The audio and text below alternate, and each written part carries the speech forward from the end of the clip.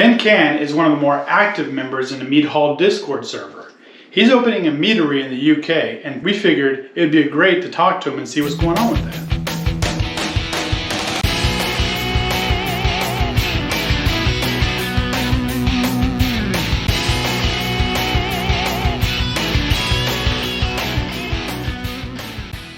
So we have James Carey on the video chat here, and he's going to be opening a meadery in England. And we thought it'd be rather nice to have a little interview, talk about that, and just get his thoughts and his opinions. So James, how you doing?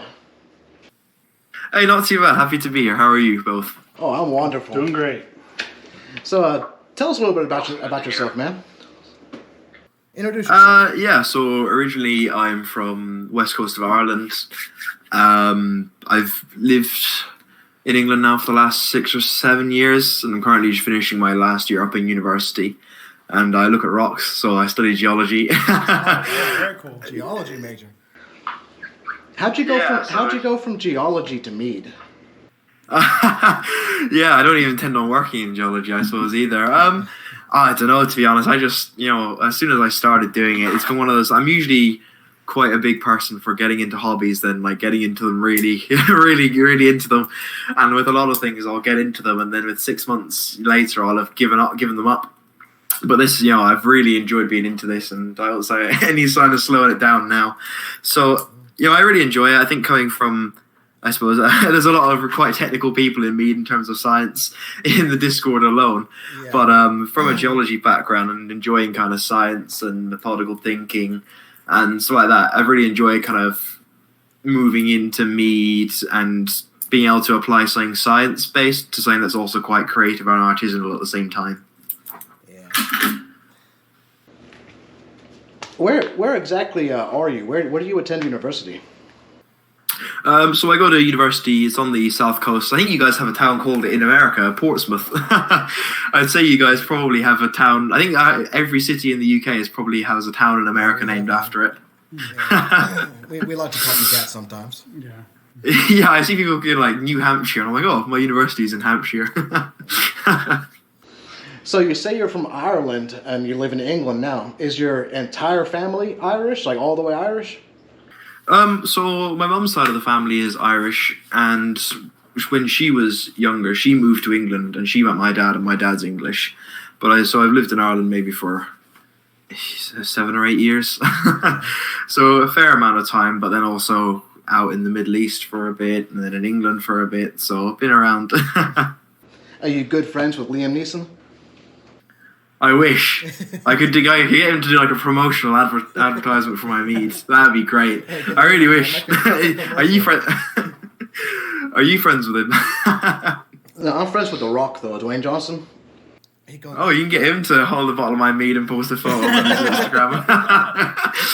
He can keep the bottle as well. Okay, so I wrote all these questions down, and I wrote them all on cards, and I shuffled the cards up and randomly distributed them. Oh, okay. Have you laminated them as well, or are they not that official? Oh, they're not that official. Yeah, I haven't really got a chance to go through them yet, so I'm just going to read on them. the back.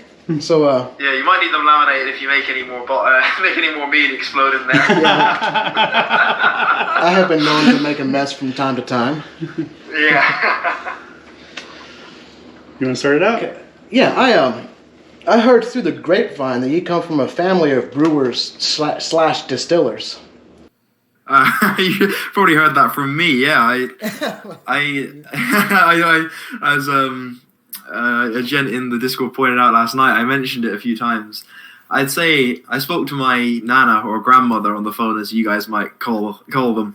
And I spoke to her, and I think she got it back 5 generations plus her. So I'll be, give or take, the 7th, and they're distillers principally. So they've always been distillers, and they distill a kind of grain potato alcohol called poitín, and they've been at that that's as far back as she could remember, so a couple of 100 years. But I'd say they probably had it a bit longer than that. A couple 100 years. But yeah. Wow. Yeah. So the last fella doing that unfortunately passed away last year. So. There's still a continuous line making some form of alcohol in the family. Hey, Are you guys allowed to distill over there in the UK? See, we can't distill over here Without a license. without a No, license. yeah, no, in the UK you need a license to distill, yeah. But I don't I don't do any distilling. I've heard a fair few people in my family have things blown up on their faces. Yeah, Yeah. we don't like explosions. Yeah, no, especially not on a carboy. Okay, let's just All right, let me let's go just to the take these first one one. at a time. Can we call you Patrick McMuffin? I didn't understand this one. You're gonna have to go again. You have to explain it to me. I don't understand. Just read the question. Can we call you Patrick McMuffin? I don't understand the question. A McMuffin is McDonald's, right? Okay, so What are some differences between brewing as a hobby versus as a job commercially? I'd say with anything, I suppose the principal thing is no matter how much you enjoy doing something, as soon as you attach the word like a job to it or something that you have to do and it's a necessity, I think it changes. Like no matter how much you love it, if you have to kind of do it, it changes a bit. So like, I really love the mead stuff, but it's like, I have to phone the bank today to set this up, or I have to go out and make sure I got this batch ready for taste testing, or I have to write down every single gram of anything, any single gram of anything I put in, I suppose, pectolase or whatever. So I think it becomes like, obviously as a homebrew, you can be very sort of clinical in what you do, but I feel like the biggest thing in terms of preparing to sell mead and go commercial has just been taking the level of accuracy you do as a home brewer and then making sure that you write 10 times as many notes and every single thing I do, trying to get everything the same. And then I guess like just trying to be efficient with it and not waste too much time. I actually never thought of it that way. Yeah, you gotta be. Yeah. Measurements have to be Yeah, I guess on. When moving to 120, if you're going to be doing 120 litre batch at a time, you want it to be 120 litres, sorry, so you'd be What's about what, like 35 gallons maybe in freedom units, something like that. That's a dream come true. I want to make batches like that. Yeah, no, it'll be good fun. I haven't had the pleasure of making anything that big. The biggest ones so far have been 7 or 8 gallons for testing. I don't want to be testing and refining recipes in 120 litre stuff just yet. Oh man, I'd have for that to go bad, Yeah, that'd be terrible. Yeah, yeah, expensive. But the drunker you get, the better stuff tastes. So if it does work out terrible, just like, have a little bit of vodka first and...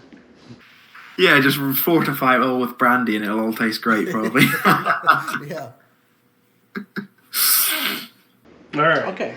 Next question. How big of an impact did the death of William Wallace have on your emotions? I think Eric might have written. I think he stitched you up with these questions. Eric is involved in this one as well. Yeah, They were just randomly distributed. I shuffled them and... yeah. Oh, you're all randomly distributed, but you've got all the silly ones. I mean, the movie was good. I like the movie, I'll tell you that. It was touching. It was a good movie. Yeah. Okay, following up with the home brewing versus commercially brewing, are there any specific brewing practices that you have to do commercially that we as home brewers don't have to worry about? I'd say being, at least the one that first comes to mind is just being extra conscious of the fact that other people are going to be, not other people as in like your friends, but other people as in like actual people who are going to pay for this, are going to be drinking it. So it's like, at least for me, it's kind of being conscious in terms of like, I have to make sure like, I wouldn't want to send out anything that I wasn't 100% happy with. Mm-hmm. So that would be like the main thing, although I suppose that's not necessarily a practice. I'd say the main thing is just like making sure everything's within regulation in terms of dosages. There's regulations on your amount of fermate you can use. As I think the TTB in America obviously regulates your guys' usage, mm-hmm. but we follow European-wide and like international wine something standards. So making sure to follow those would probably be the most serious. But yeah, just making sure you do everything above board. Because I'd say there's, Yeah, you can probably cut corners by not doing things within the regulations, but I like to develop all my stuff that it will stick within the regs. And paying customers can be harsh critics too.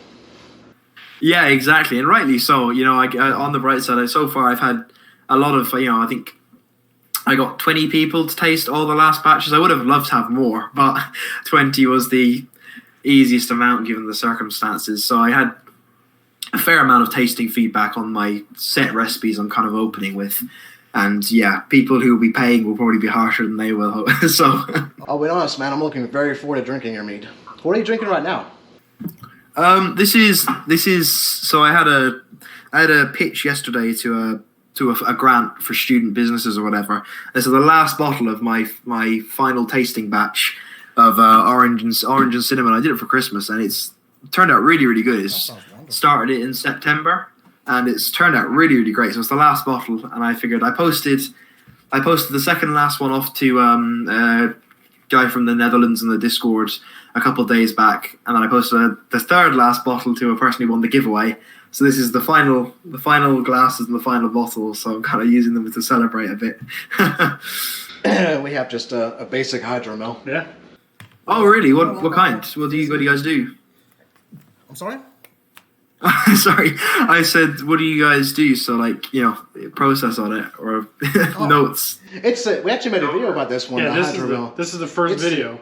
It's the easiest mead ever. Just get a carboy, put 9 pounds of honey, top it to 5 gallons of water, add an ounce of wine yeast, mix it all together, pinch the yeast, wait 2 weeks, you're done. That's good stuff. Yeah, I was today working on the final tweaks for my hydromel. I got 6 or 7 gallons of it out, and I'm really excited to try the hydromels. I think they can be really, really good, to get people into mead. How did you make yours? So I did a blueberry and lime.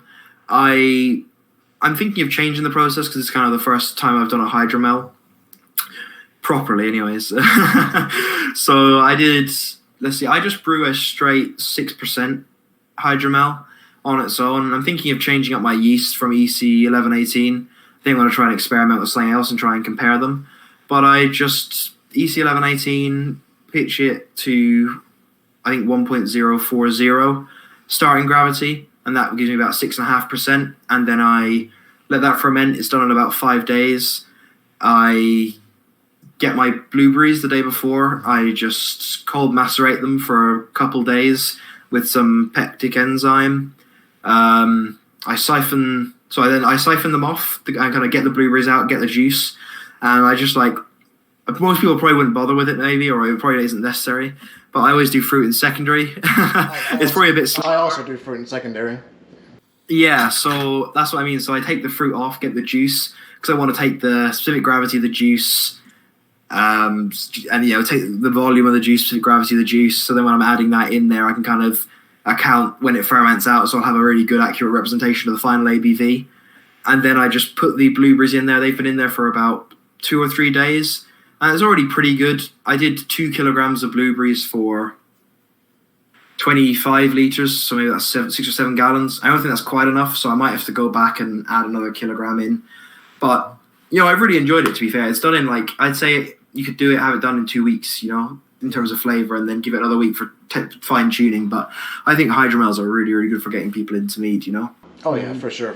It's you just can't beat something that goes from pitch to your belly in 3 weeks, Oh, yeah, exactly. And cheap as well. It's not going to cost someone the world. They don't have to make a 16% mead to give it a go. And if you're selling it as well, you don't have to charge people stupid amounts per bottle. You can give them a few dollars, $5 or £3 in my case, and they can try a bottle of mead, get them into it, hopefully. Yeah, for sure. You mentioned nutrients, fermate and pectinase or whatever. Now, I've always heard, I have a question here. I've always heard that you have a limited access to nutrients in the UK than we do in the USA over here. We typically use fermate O, fermate K, DAP, potassium carbonate. What are your typical nutrients? So I actually found a few people. I spoke to Sam, who obviously you both probably know. Spoke to Sam, and between the two of us, I think we've worked out places that to get everything, at least in small quantities. I have a supplier for big quantities, but I'm ordering them in the next couple of weeks. They're only 2.5 kilograms, so 6 pounds, 5.5 pound bags they only do them in. So I'll be ordering those next week. But in terms of getting small 100, I don't know what to convert grams into for you guys, sorry. Just stick with grams, make it simple. Yeah, it's stupidly priced, basically. For like 48 grams, I'll spend like £10. But if I want to get larger quantities, it could be 5 or 6 times cheaper from an actual supplier. So for home brewers, it's really expensive to try and get Fermade O, Fermade K. DAP is everywhere, obviously, but Fermade O and Fermade K are hard. Yeah, I try to buy most of my stuff in as big a bulk as I can, a pound or more, And yeah, exactly. Little single Too expensive. little single serving packets just don't cut it, Yeah, and they're too expensive. The markup on them must be pretty good. Right. Are 4-leaf clovers easy to find on your island? He's definitely not randomized. I don't think these are randomized. Eric, you said these were randomized. I randomly I shuffled them all and just randomly distribute them. Ask another one. I actually have a good answer to this question, though. Oh, okay. For one of them. So as far as I'm aware, like if a clover is 4-leaf, it's generally a genetic mutation that's led it to be 4-leafed. Right. And so generally what happens if you have a genetic mutation, when something reproduces, there's a chance it will pass on that genetic mutation. Mm-hmm. But if everyone picks the 4-leaf clovers out, then they won't get them. And then in theory, there might be less chance of them passing on that genetic mutation. So there's a potential that there's actually going to be less and less and less 4-leaf clovers as we go through time because everyone keeps picking them. So maybe one day 4-leaf clovers will be a distant memory in the wild. That was a fantastic answer. That was a really good answer. I like that. Really good. All right, let me ask one more. Maybe I got a good one in here. Not just read the cards, man. Was it hard to learn English? Eric. Actually, didn't really have a choice, unfortunately. I didn't start at school in England, so probably not. It was probably easier to learn that than it was Irish. You speak a weird language, don't you? Yeah, I'm about to say the same thing to you. We have our own language, yeah. What's it called? So Gaelga. Gaelga. Yeah, that'll do. That's probably the best. Say things. Tell me how amazing I am. Tatuani ass. I think that's not it. No, that actually was. I said you're very nice. Oh, okay.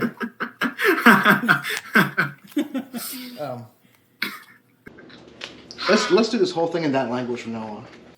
Oh, yeah, you guys will have a good time. Okay, so what different styles of mead and flavors can we look forward to out of your meadery? Awesome. So, gonna do two initial ranges. So starting at 12%, we're gonna call it straight, mead as it is. Call it what it is. It's gonna be 12%. Mainly gonna focus on having vanilla and oak, and then 1 melomel on the go at any time, and then 2 kind of seasonal variations in terms of that. So as I said here, we got the last of our orange and cinnamon. I didn't bother labeling the bottle because I thought I was going to leave it a lot longer.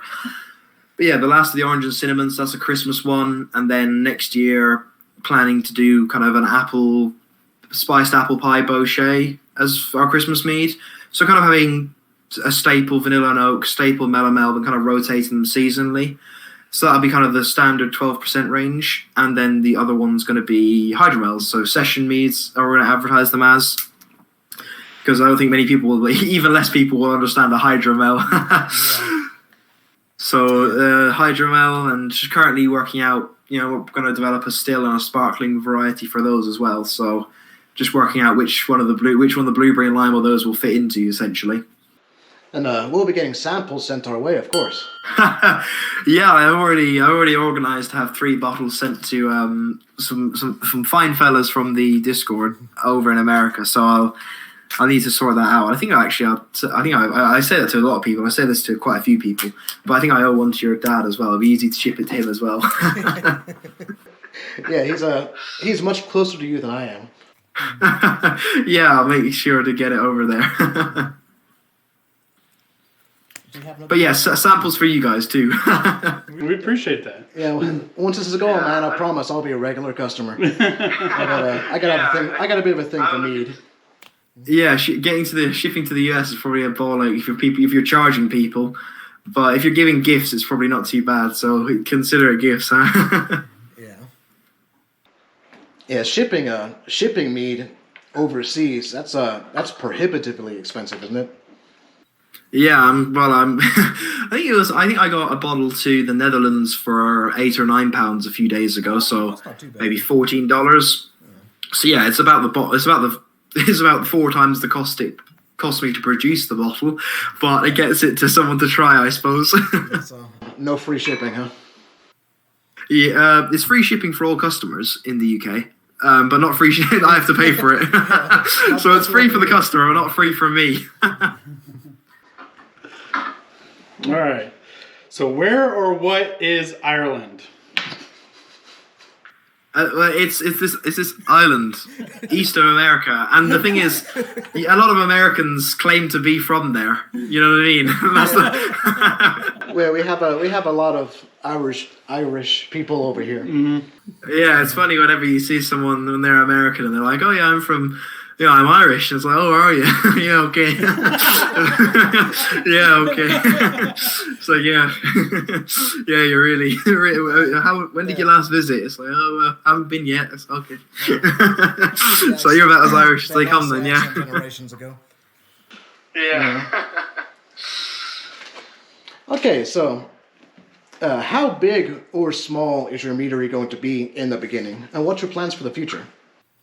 So initially, really quite small. I'll actually do the exact conversion from liters to US gallons for you guys very quickly. So a liter, so 2. Okay, so essentially each month would have the potential at the start to do 63 gallons if that was needed. So as micro as they come would probably be the right answer. But 63 gallons, the current system I use in terms of running everything means it's very easy to kind of scale that up and very cheap as well.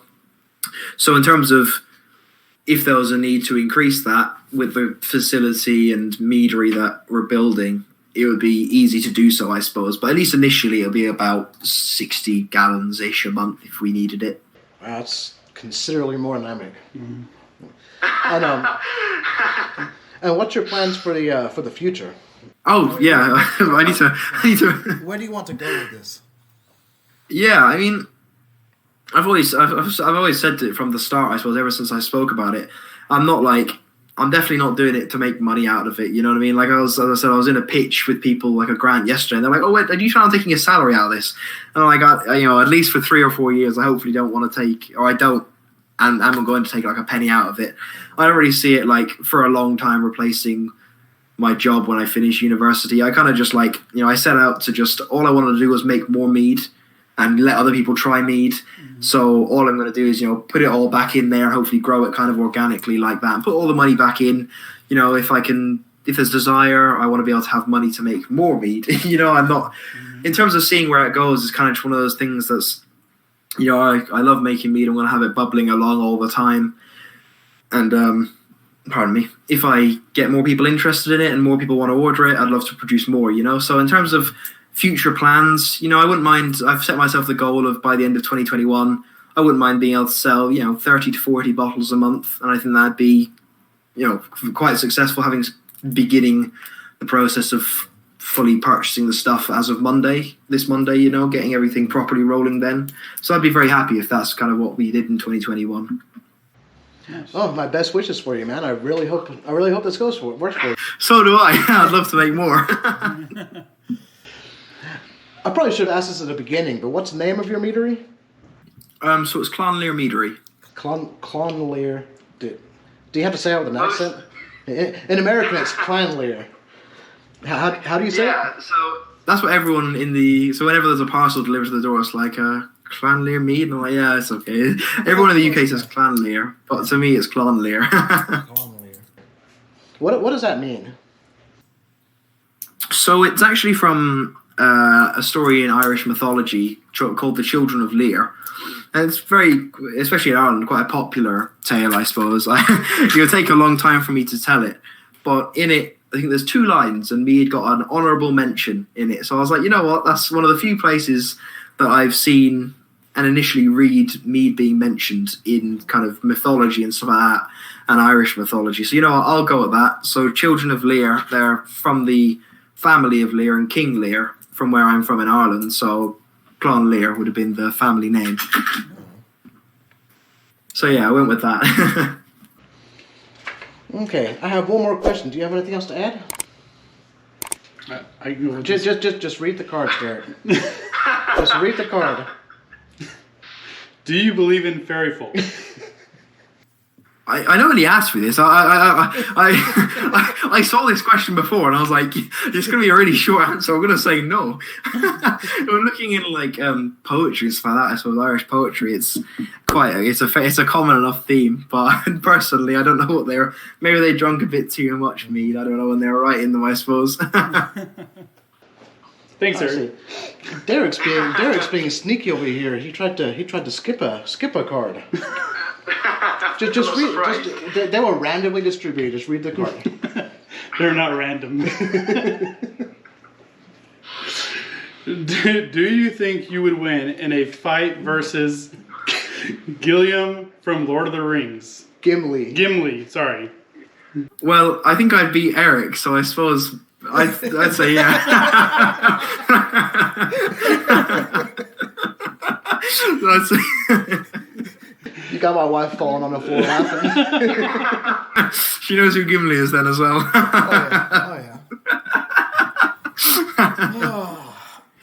Oh yeah. All this laughing has got me hungry, man. Time for a snack. I've never actually tried those. You had to get me back for the Gimli one, huh? They're delicious. I don't actually think you can get those in Ireland. It's a corporate Yank scam to rip off an entire nation of its culture. No, I don't think you can actually get them in Ireland. They're quite magically delicious. Yeah, I've never tried them. Have you seen the commercials? No, I've only seen them on like American TV and stuff. So that you guys can send me a box over, and there you go. I'll send you a bottle of mead. I'll do that. Yeah, We'll do that. most definitely. Okay, so final question, the most important one. What is your favorite Discord server? Oh, I'm a member of like 20, so there's one where it's just basically where it is. It's kind of like the mead hall, but it's everyone's there apart from Eric. Why am I just now finding out about this? Yeah, I thought someone mentioned it to you, but I'd have to say the meat hall. There's some nice people in there, and there's some other people in there, but we filter those people out. There's some nice people, and there's some other people too. Yeah. Yeah, That's my favorite server too. What a coincidence. yeah, that Furby guy. Okay, so before we close this, is there anything else you'd like to add? Not particularly. I need to make sure that Derek has voted for my submission for the mead contest. Aside from that, though, there's no. We're out of context now. You have to go vote. Oh, okay, I'll go vote. Well, no, not really. I suppose you can cut this bit out, but if people wanted to go check it out, it's just Clannlir Mead on Instagram. But aside from that, nothing else to add, really. Thanks for having me on. That's a very good point. Yes, contact information. Where can people find you? Address, phone numbers. Yeah, in the next few weeks, it will be clannlirmead.co.uk. Currently, it'll be on Instagram, Clannlir Mead, or email clannlirmead@gmail.com. So any of those, or message me on Discord. I'll always respond if people here are on Discord. So Very nice. Okay, and We'll put those in the description. yeah, I'll probably put like a pop. thank you very much. I'll probably put like a pop-up on the screen too. Awesome, thank you. And that was James Carey, or as we like to say, Patrick McMuffin, proud owner of Clannlir Meadery. if you're anywhere in the neck of the woods, check him out. And James, thank you so much for giving us the time, man. Thanks for the interview. Oh, it's honestly my pleasure. My cheeks are hurting from smiling, so I can stop fake smiling for you guys now. It's relaxed time. Thank you for watching Mead with Erick and Derrick. We hope you have as much fun watching us as we have making this. Don't forget to hit the like button, subscribe, and the notification bell so you're notified each time we upload. And join the Discord, where more than 1,000 mead makers are always there to help you make better mead. Everything we talked about today is available from More Beer. Now, we are affiliated with More Beer. We may make a small commission on sales at no extra cost to you. It helps support the channel and helps us bring more content to you. Links are in the description down below. See you next time.